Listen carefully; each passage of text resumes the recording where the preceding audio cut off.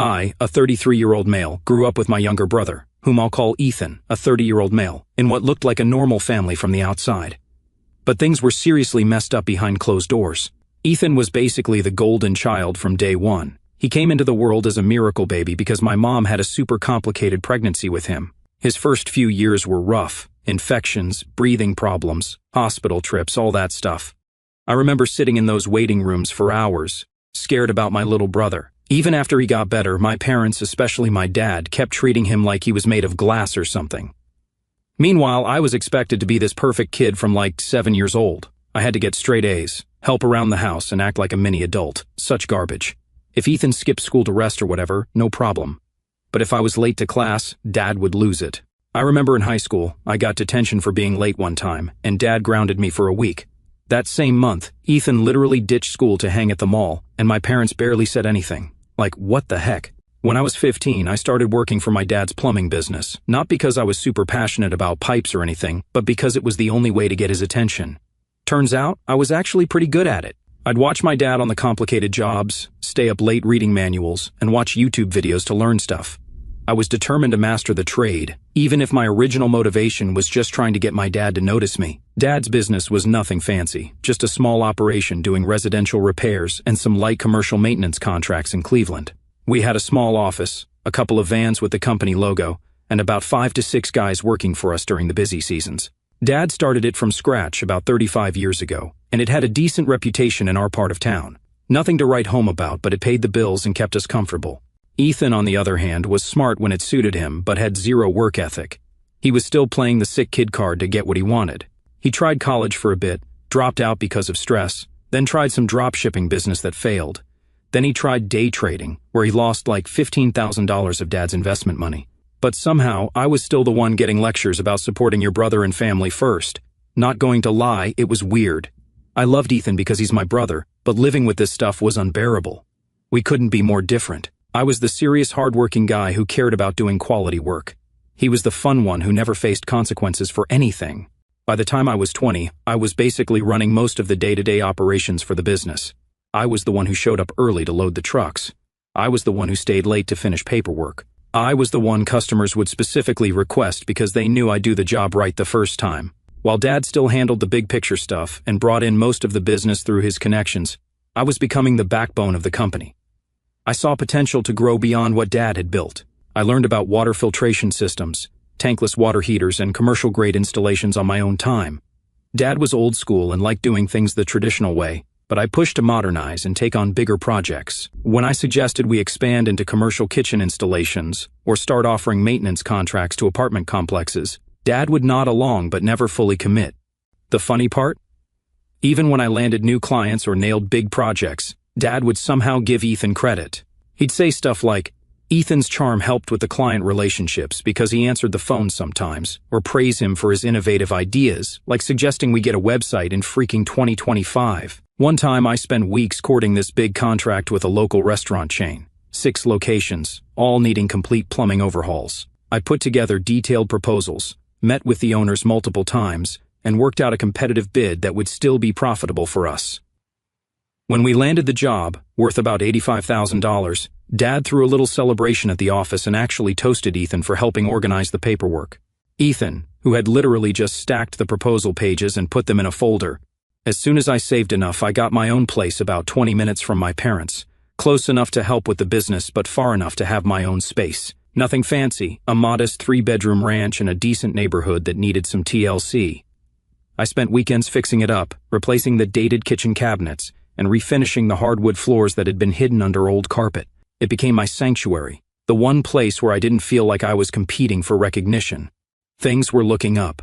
I had my own house, made decent money, was learning new skills, and was even thinking about getting my master plumber's license to start my own business someday. I started to think that maybe I could build something separate from the family drama, something that was just mine. This is when I met Olivia, a 29-year-old female, about 6 years ago.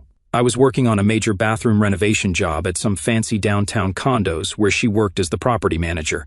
The first time I saw her, she was arguing with some flooring guys for not following the building code. These dudes were trying to cut corners on waterproofing in the bathroom, and she was not having it.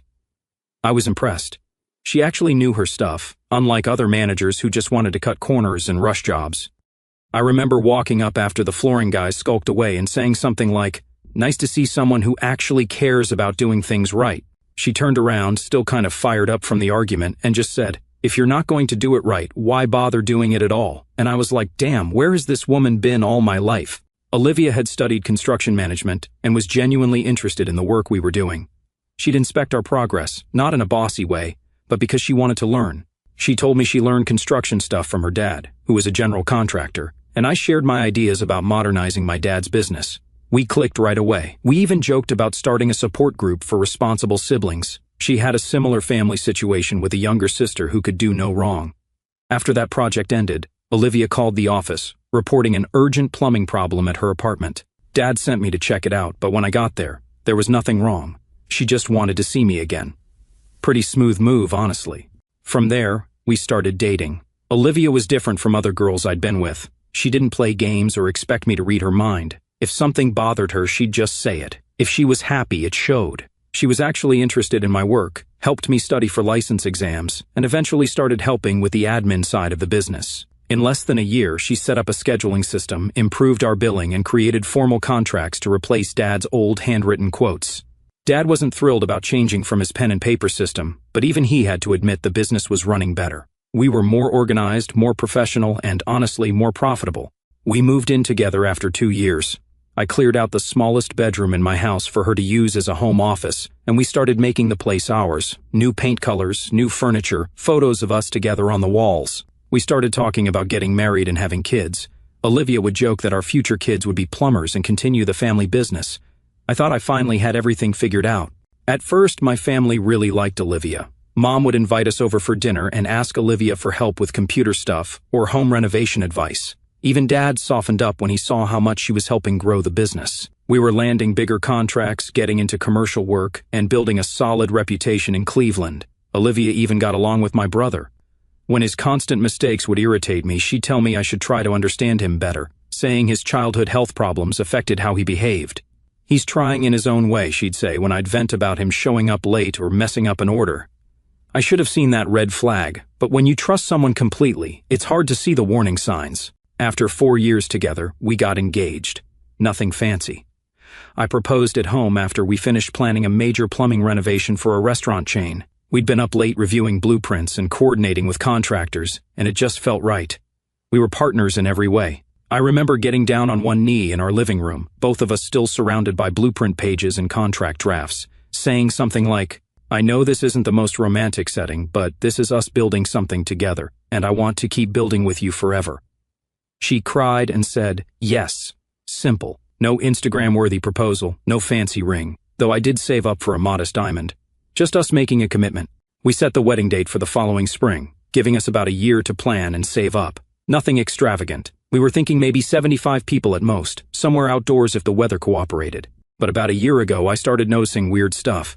Ethan had blown through Dad's money trying to launch some crypto trading business, and after coming back broke, Dad gave him a job at our office. At first, he just answered phones, filed papers, and scheduled appointments. But somehow, Ethan always wormed his way into doing more than expected. Meanwhile, Olivia started spending more time at my parents' house. She said she was helping Mom with wedding planning and that it was easier to focus on company paperwork there since I was working in the field most days, trying to save for our future. It seemed logical at the time. As months went by, things got more suspicious. Around 8 months before everything blew up, I noticed small things that didn't add up. Olivia, who used to share everything with me, suddenly changed her phone password. We always knew each other's codes, but she said it was just for some banking app security update. I didn't think much of it, but then Ethan started acting different too. He started wearing cologne, showing up in new clothes, and actually coming to work on time, which was unheard of for him. He was weirdly polite, offered to stay late at the office, and suddenly seemed interested in learning the business. What really caught my attention was how Olivia started talking about Ethan. She'd get all excited talking about how well he managed the schedule and how smart he was when he applied himself. She'd get defensive whenever I pointed out any of his mistakes, even taking his side in family arguments. One Sunday dinner at my parents' place, Ethan messed up some numbers on a big estimate we were working on, potentially costing us thousands if I hadn't caught it. When I brought it up, Olivia jumped in with, "Everyone makes mistakes. At least he's trying to learn the business side of things." I remember looking at her confused.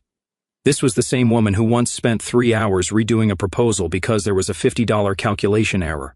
The office vibe got weird too. We had this woman, our receptionist of 15 years, who was like a second mom to us. I'll call her Linda. She kept giving me weird looks I couldn't figure out. She'd start to say something when we were alone, then stop herself. One time she handed me a file and just said, "You're a good man, remember that?" It was strange, but I was so busy with jobs that I didn't press her on it. Then one day, she called me into her office and closed the door. Linda was never one to beat around the bush, but that day she seemed nervous, fidgeting with her reading glasses. "Hey, have you noticed anything strange with Olivia and Ethan lately?" she asked carefully. I shrugged. "What do you mean?" Linda hesitated. "Just, they seem to be spending a lot of time together when you're out on jobs." "Well, they're both working in the office," I said, feeling confused but also a slight twinge of something in my gut. "That's not what I mean," Linda said, looking uncomfortable. She took a deep breath, like she was steeling herself. "Listen, I care about you. You're like a son to me. Maybe you should come back early from your job tomorrow. Just see for yourself." I tried to get her to be more specific, but she wouldn't say anything else. She just patted my hand and said, "I hope I'm wrong." When I asked Olivia about it that night, trying to be casual, she brushed it off. "Linda's just being dramatic. You know how she gets with her drama. She's probably bored and making up stories in her head." I didn't fully buy it, but I also didn't want to believe anything else could be happening. Olivia was my fiancée. Ethan was my brother. There are some lines you just don't cross. The next day, I told my crew I needed to grab some extra parts and left the Hartman project early. It was a big commercial bathroom remodel downtown, about 30 minutes from the office. I made up an excuse about forgetting some specialty fittings and said I'd be back in an hour. When I got to the office, I went in through the back door that opens directly into the warehouse, where we keep all our inventory. As I walked through toward the main office, I heard laughing from the break room, Olivia and Ethan. They didn't hear me coming because of the radio playing. I stood in the doorway and watched as Ethan had his arm around Olivia's waist. Way too close for a future brother-in-law. They were looking at something on her phone and laughing, his hand on the small of her back, fingers playing with the hem of her shirt. When they saw me, they jumped apart like they'd been shocked. "What's going on here?" I demanded, staring directly at Ethan, noticing every move he made. "Nothing, man, just looking at some funny memes," Ethan stammered, his face turning red. Olivia nodded too eagerly. "Yeah, just taking a break. How's the Hartman job going?" "I thought you'd be there all day." I just stared at them, taking in every detail. How they stood too far apart now, how Olivia's cheeks were flushed, how Ethan couldn't meet my eyes. I didn't say another word. I just turned and walked out. I wasn't going to make a scene at the office, but I wasn't stupid either. I went back to the job site, finished my work like nothing had happened. But my mind was racing the whole time that night. When I got home, Olivia was acting extra attentive, asking about my day, saying she was thinking about ordering my favorite takeout, like nothing was wrong. The next morning, I deliberately left my phone on the kitchen counter when I went to shower. When I came back, Olivia was on the other side of the room, looking startled. I knew she'd been checking it. I said nothing, just got dressed and went to work. Later that day, Linda cornered me in the storage room. She had this determined look on her face, and I knew whatever was coming wasn't going to be good. "I'm sorry, but I can't watch this anymore," she said in a low voice. "They've been having an affair for months. Everyone knows except you. I've seen them kissing in the parking lot when they think nobody's looking. Last month, they both took an extra long lunch and came back in the same car looking, well, you know. I couldn't let it keep going without telling you." I thanked her, my face stone cold. I'm not the type to lose my cool, but inside I was raging. I spent the rest of the day going through the motions, focusing on the job at hand because that's what I do. I handle my business. That night, I confronted Olivia directly. No games, no traps, just straight up. "Are you sleeping with my brother?" I asked as soon as she walked in the door. She froze, then started stammering denials, but her face told me everything I needed to know. Linda told me everything. "Don't bother lying," I said, keeping my voice level. "How long?" Olivia broke down crying, claiming it only happened a few times and that it was a mistake. But when I pressed harder, the truth came out. They'd been seeing each other behind my back for at least 3 months. "I don't know how it happened," she sobbed. "We were working late at the office and I'm so sorry. I didn't yell or throw things. That's not my style. I just told her, pack what you can carry tonight. You have until the weekend to get the rest of your stuff. I want you gone." She begged and pleaded, saying we could work it out, that it was over between her and Ethan, that she'd made a terrible mistake. But I didn't budge. When you cross a line like that, there's no going back. I've always been the kind of man who stands by his principles, and I wasn't about to start compromising now. "What about the wedding?" she asked, still crying. We had deposits on a venue, a photographer, all that stuff. I'll eat the costs, I said. Consider it the price of finding out who you really are before it was too late. She moved out the next day, staying with a friend from work. I called the venue and the vendors, canceling everything. I lost about $3,000 in deposits, but honestly, that seemed like a small price to pay compared to a divorce later. I didn't contact Ethan or my parents. If Olivia wanted to tell them what happened, that was on her. And I knew if I met Ethan, I wouldn't leave him alive, so I just focused on work, keeping my head down, doing my job. A couple of guys at work noticed something was off, but I just said Olivia and I had broken up and left it at that. About 2 weeks after I kicked that cheater out, she called me, crying, and asked to meet. I agreed to see her at a coffee shop. Neutral territory, public place, no chance of her trying to manipulate me in private. She showed up looking terrible, like she hadn't slept in days. Her hair was pulled back in a messy ponytail, and she wasn't wearing any makeup, which was unusual for her. "I'm pregnant," she blurted out before I even sat down. My heart stopped. Not in a good way, not in the movies kind of way. It was like getting blindsided by a semi. My stomach dropped, and for a split second my mind went to the worst possible place. What if it's mine? I felt my entire body go cold. I couldn't breathe. Being tied to her forever, to the woman who stabbed me in the back and then twisted the knife. That thought alone was enough to make me want to disappear. I sat there, completely calm on the outside while my world crashed around me. "It's Ethan's, isn't it?" I asked, wanting it to be the answer. She nodded slightly. "I don't know for sure. It could be yours. The timing is—" I cut her off. "Does he know?" "I told him yesterday," she whispered. I got up without another word and walked out. I had nothing else to say to her. I drove straight to my parents' house. I could have called, but some things need to be done in person. I found Ethan in the office looking nervous, like he knew what was coming. Dad was there too, reviewing some invoices. "You got anything you want to tell me?" I asked Ethan, my voice deadly calm. He stammered something about it just happened, and we didn't mean to fall for each other. Dad looked confused, then shocked, as he pieced together what was happening. "You're telling me proudly that you've been sleeping with my fiancée?" I asked, clenching my fists. When Ethan nodded, I didn't lose it like most guys would. I just laughed. A cold, hard laugh that made both of them flinch. "And now she's pregnant," I stated. "Congratulations, Dad." Ethan's finally stepping up in life. Dad started saying something about working this out as a family, but I cut him off. "I'm done. I'm out of the business, out of this family. You've chosen your sides for the last 30 years, and nothing's changed." As I turned to leave, Dad grabbed my arm. "Son, wait, the business needs you. We can figure this out." I pulled my arm away. "Should have thought about that before you let him get away with everything his entire life." "Don't be dramatic," Dad said, his voice getting that stern tone he'd used when I was a kid. "Blood is thicker than water. Family sticks together through everything." "Does that include screwing your brother's fiancée?" I asked, and Dad actually flinched. Ethan stopped being my brother the moment he thought of touching Olivia. "It was a mistake," Ethan finally said, having the audacity to look ashamed now. "We never meant for this to happen." I looked at him with pure disgust. A mistake is forgetting to turn off the water main before removing a fixture. A mistake is ordering the wrong parts. Sleeping with your brother's fiancée for 3 months isn't a mistake. It's a choice you made every single time. I walked out and didn't look back. Mom tried calling that night, leaving tearful voicemails about healing and forgiveness, but I ignored them. I needed space to think, to process, to figure out my next move. When I got home, I started making calls. I contacted all my major clients, telling them I was leaving the family business but recommending other quality plumbers in the area, none from my dad's company. Then I called a buddy who worked at Marshall Plumbing, a competitor, and asked if they were hiring. They offered me a job on the spot. Better pay, better hours, and no family drama. The next day, I went into the office early, before anyone else arrived, and collected my personal tools and the few personal items I kept in my desk. Linda came in as I was finishing up. "You're leaving, aren't you?" she asked, looking sad but not surprised. "Yeah," I said. "Can't work here anymore. Not with them." She hugged me, something she'd never done in all the years I'd known her. "You're making the right call. Some bridges can't be rebuilt once they're burned." I thanked her for telling me the truth when no one else would. Then I left my keys on my desk and walked out for the last time. Over the next 2 weeks, I ignored calls from my family and focused on starting fresh at my new job. The guys at Marshall were decent, the work was good, and most importantly, there was no Ethan, no Olivia, no constant feeling of being second best.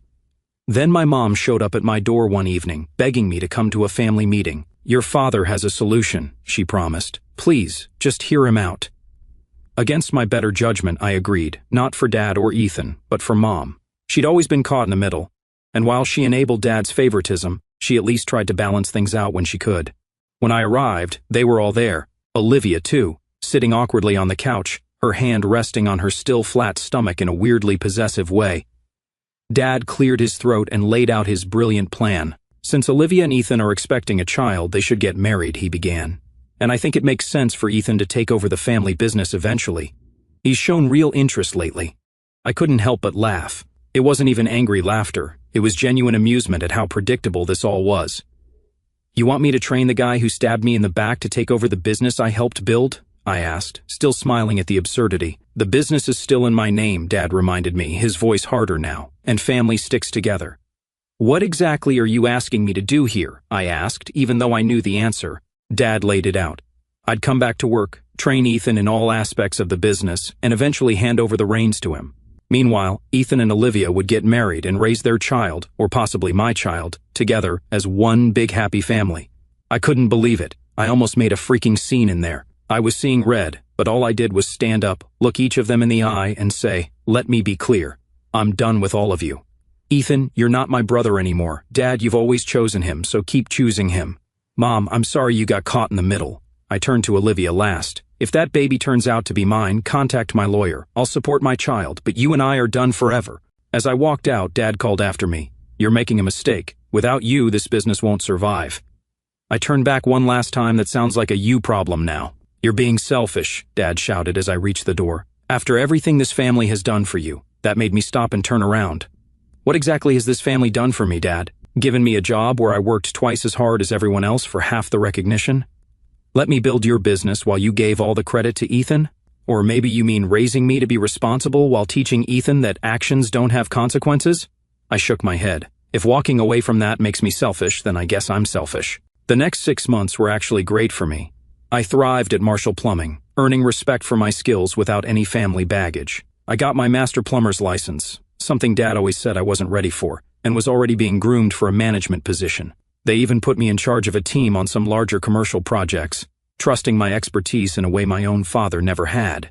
I bought a small but nice house in a different part of town and started fresh. It needed some work. The previous owners had let it go a bit, but fixing things with my hands has always been my therapy.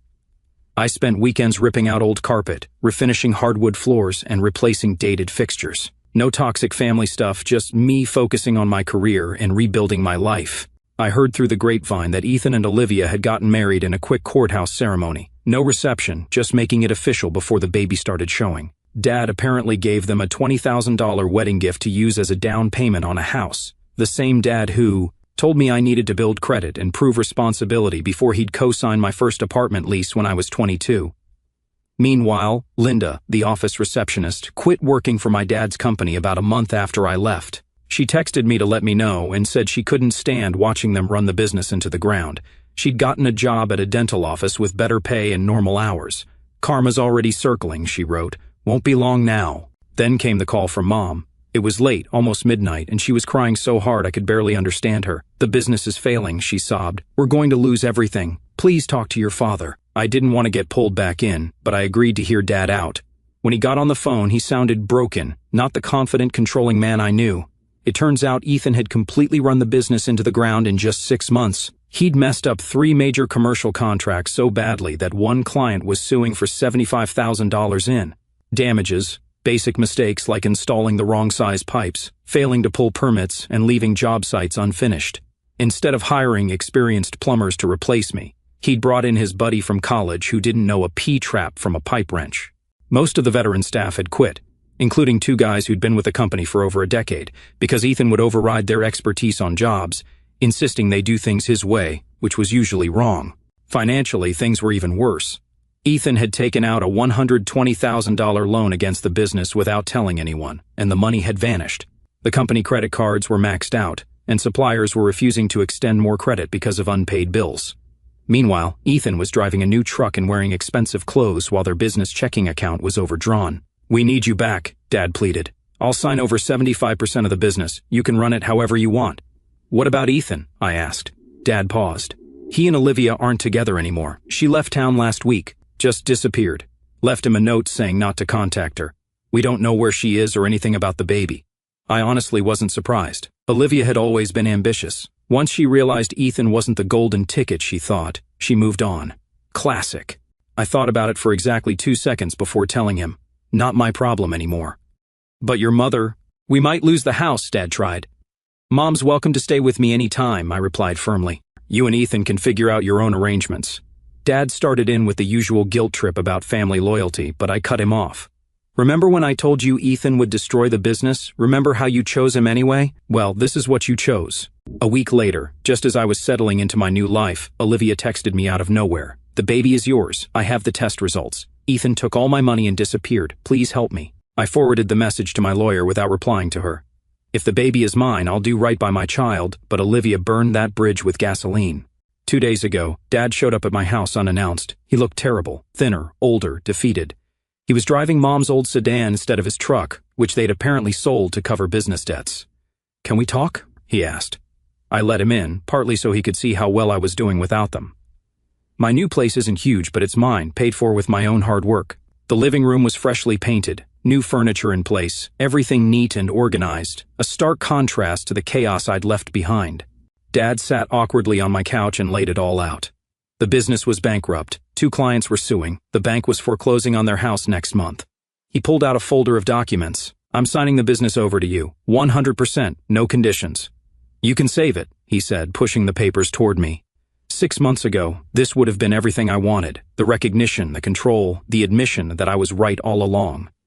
Now, I just felt nothing. What happened to Ethan? I asked. Dad looked down, ashamed. He cleaned out our savings account, about $28,000, and disappeared, left a note saying he needed space to find himself. Classic Ethan, running away from his problems. Apparently, after Olivia left him, Ethan started spiraling, showing up to jobs drunk, missing appointments, making excuses. Then one day, he just didn't come home, emptied their joint account and vanished. Didn't even take most of his clothes. He's still your son, Dad added weakly. I looked him straight in the eye. He stopped being my brother the day he betrayed me. Sound familiar? Dad flinched. He deserved it. He tried one more time. If we worked together, we could rebuild, be a family again. I laughed. Dad, you're not listening. I don't want your failing business. I don't need your help. I'm doing great on my own. But it's your legacy too, he insisted. I stood up. My legacy is being the guy who stands on his own 2 feet, the guy who doesn't need a hand-me-down business from someone who never appreciated him anyway. Dad sat quietly for a long time, then asked in a defeated voice, where did I go wrong? I could have listed a lifetime of favoritism toward Ethan, all the excuses, all the times they disregarded me, but I just said, you didn't fail. You got exactly what you wanted, Ethan at the helm. You earned this. He left, looking 20 years older than when he arrived. Today, Mom texted that they're moving in with her sister in Columbus next month. Dad will look for work there. She asked if I could host them, and I repeated my offer. She's welcome anytime, but only her. I've been seeing someone new for a few weeks, taking it slow, doing things right. She's a project manager at one of the commercial sites where I've been working. Smart, straightforward, independent. She asked about my family, and I just said we're not close. Maybe someday I'll tell her the whole story. As for Olivia and the baby, if it's mine, I'll step up. I'm not my brother. I don't run from responsibility, but we'll handle everything through lawyers. She made her choice. I don't feel happy seeing my family crash and burn. I don't feel sad either. I just feel free from the expectations, the comparisons, the constant need to prove myself to people who never saw my worth. Sometimes the best revenge isn't getting even. It's moving on and building something better without them.